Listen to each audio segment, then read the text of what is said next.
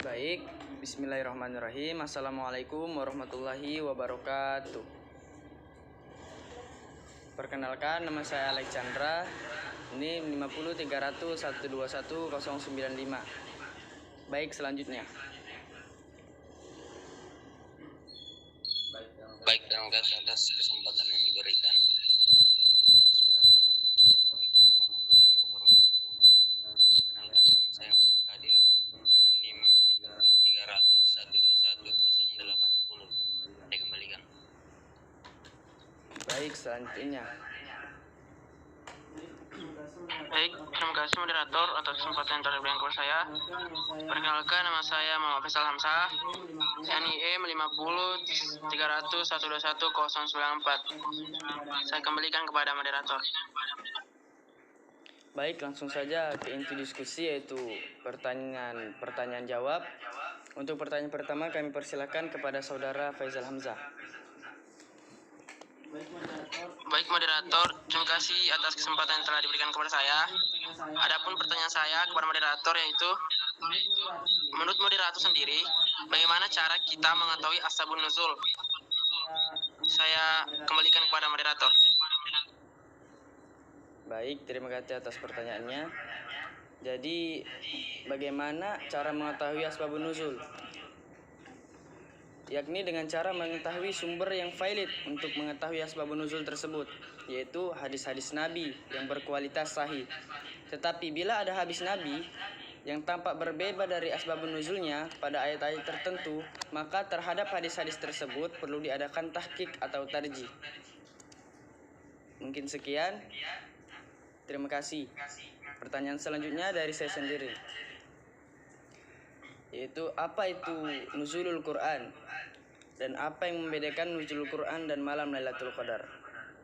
Silakan kepada saudara Abdul Qadir untuk menjawab. Baik, terima kasih atas kesempatan yang diberikan kepada saya.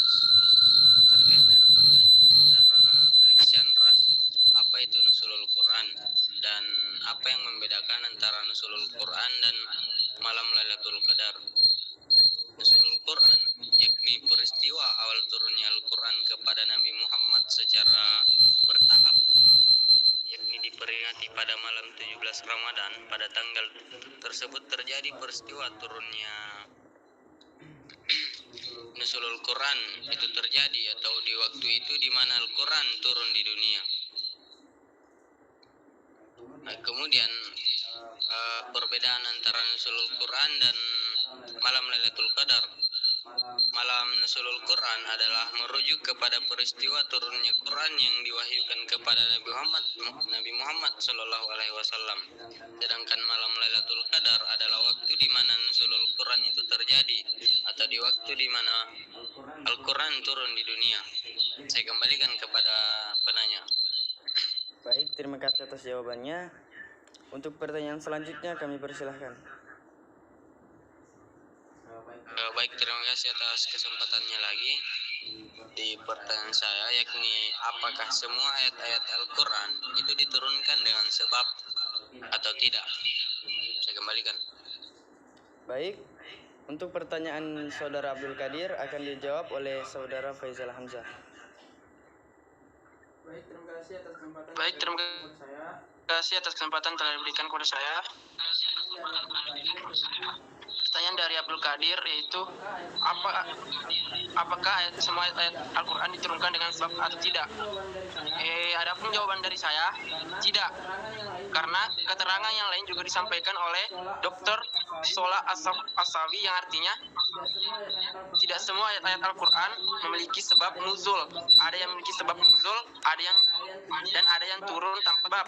Untuk menjelaskan aturan syariat, keterangan maudisa dan nasihat, saya kembalikan kepada saudara penanya. Baik, terima kasih atas jawabannya. Saya menerima jawabannya dan saya kembalikan kepada moderator.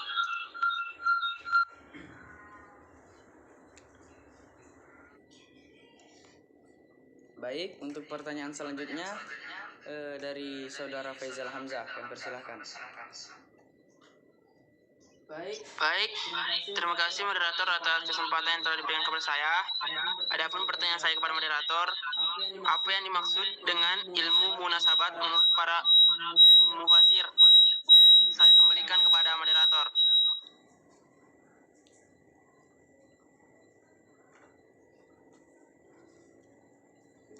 Baik, menurut para mufasir, ilmu munasabat itu bagaikan ilmu nahwu dan bayan, penting sekali untuk dipelajari dalam memahami Al-Quran. Diamini pula oleh Imam Baqalini, ilmu munasabat sangat penting dari segi akal bisa diterima. Sedangkan menurut Ibnul Arabi mengatakan ilmu yang sangat bagus, ilmu yang mengetahui keterkaitan antara satu surat ataupun satu ayat dengan lainnya, agar menjadi kesatuan yang utuh, saling menyambung dalam makna sehingga menjadi kesatuan yang utuh. Baik, selanjutnya pertanyaan dari saya sendiri yaitu, berikan contoh munasabat Al-Quran. Oke, dalam hal ini akan dijawab oleh saudara Abdul Qadir. Kami persilahkan. Baik, terima kasih atas kesempatan yang diberikan. Terkait dengan contoh munasabah, yang pertama itu yakni korelasi antara surah Al-Mu'minun yakni orang-orang yang beriman dengan surah An-Nur yakni cahaya dan surah Al-Furqan yakni pembela. Korelasi bahwa orang-orang mukmin yakni Al-Mu'minun itu berada di bawah cahaya Al-Nur yang menerangi kehidupannya sehingga mereka bisa membedakan Al-Furqan antara yang baik dan buruk. Mungkin itu saja, saya kembalikan kepada penanya. Ya, silakan untuk saudara Abdul Qadir memberikan pertanyaan.